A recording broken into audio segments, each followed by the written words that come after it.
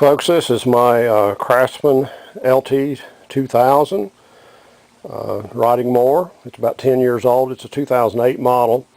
Started using a little bit of oil, so I'm going to investigate, try to figure out why. I think it's got a blown head gasket, and that's what I'm going to look at.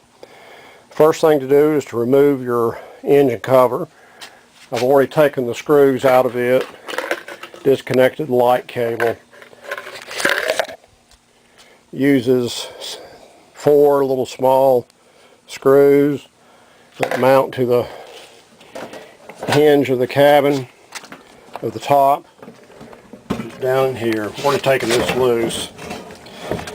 You unplug your power line to the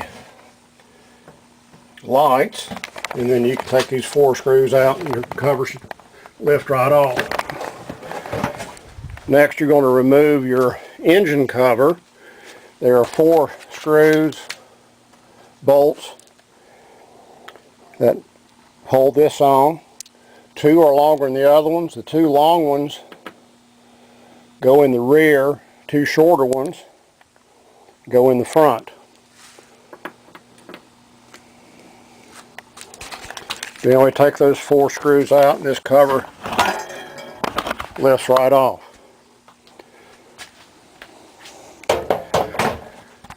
Now you're into your engine compartment, and to disassemble it to get down to your head, you have to loosen your exhaust pipe. These use an Allen star type screw.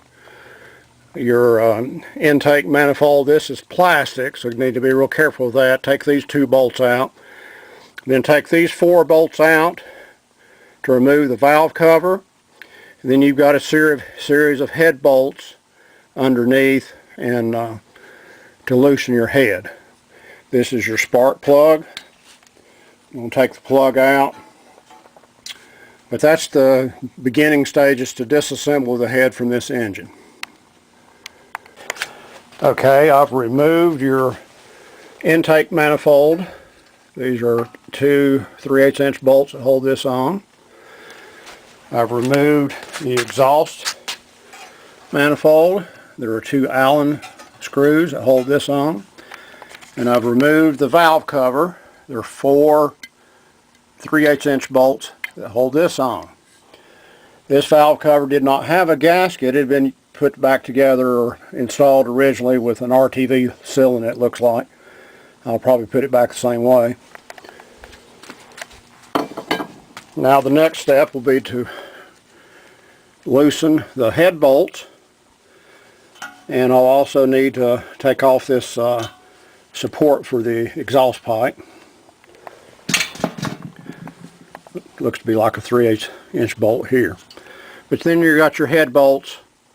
There's a series of these around. And all that'll be the next step. Okay, I have removed all the head bolts. They're pretty long. This is a 3/8 head.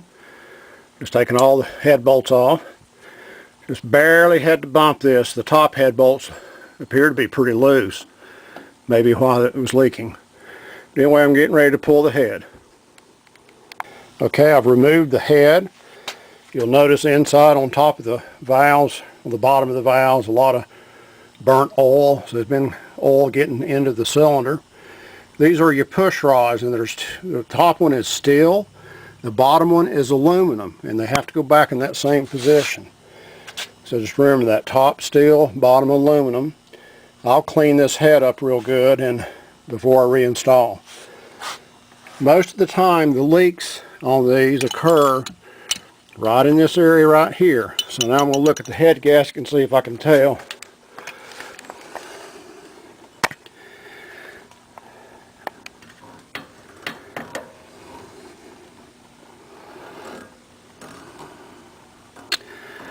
Need to pull the head gasket off and look underneath. I'm kind of getting an indication there's been some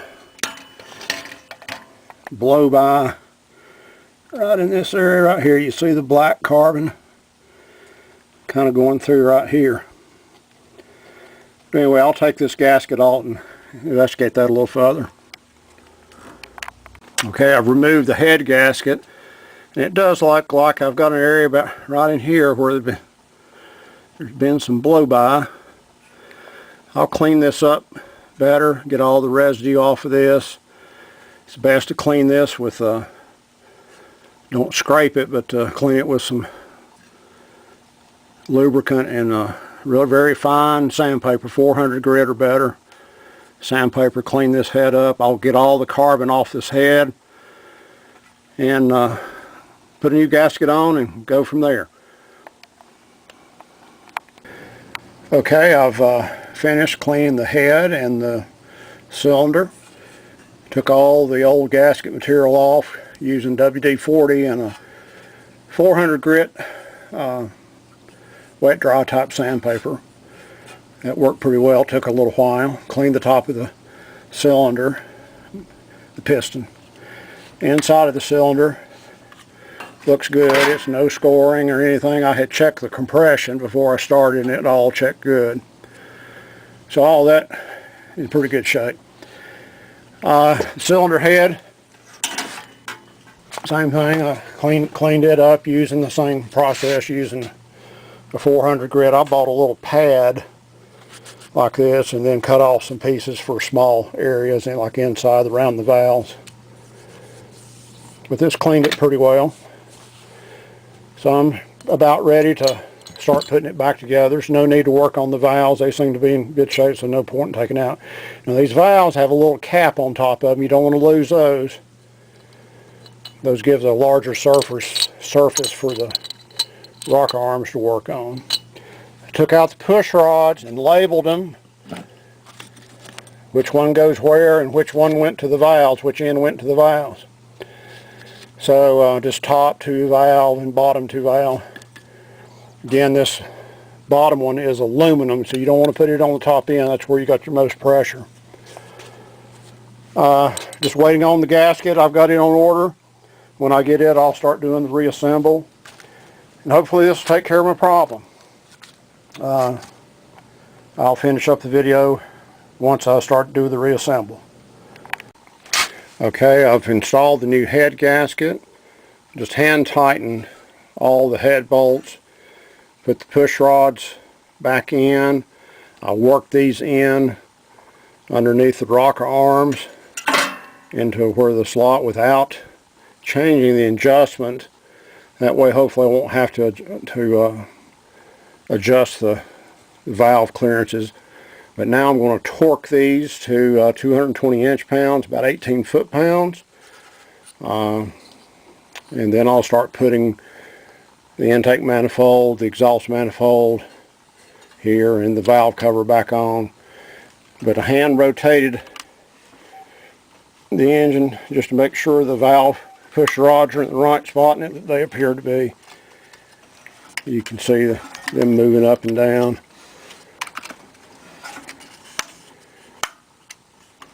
And there goes the other valve. So everything seems to be working order right now. Okay, I've got everything back together. Reinstall the spark plug wire, exhaust manifold with the 2 Allen screws, valve cover, 4 screws. Use some RTV sealant as the gasket. Intake manifold. This is plastic. Just don't over tighten these screws. Put the breather cover back on. Going to back it outside now and make sure to see if it'll run.